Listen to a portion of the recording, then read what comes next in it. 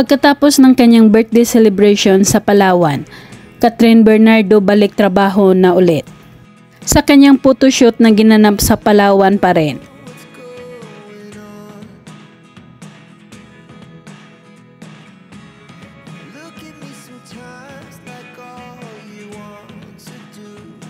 Nakuha ulit si Kathryn Bernardo ng Mega Magazine para sa month of April magazine cover na pinamagatang The Self-Love Issue.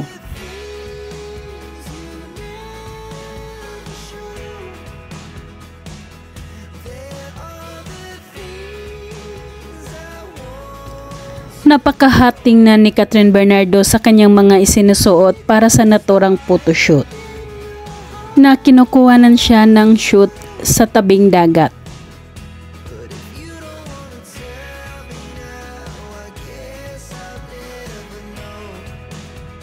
Sa suot niyang brown na damit at may mahabang kulot na buhok, lumutang ang ganda at kasiksihan ni Kathryn Bernardo.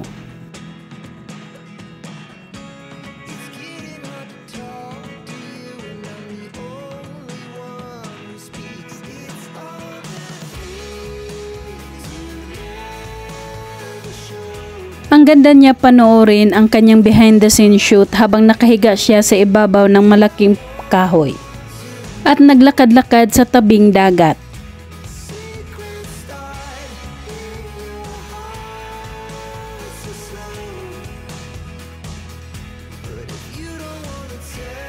Sumilong sa isang cottage sina Kathryn tuwing nagpapahinga muna ito sa kanilang photoshoot.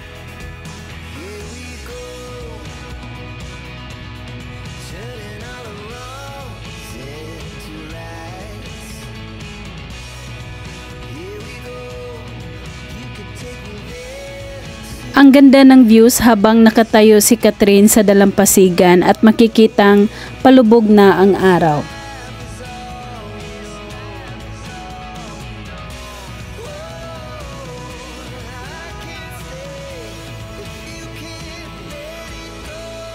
Kasama ang kanyang glam team, nagkaroon din sila ng party para sa celebration ng birthday ni Kathryn.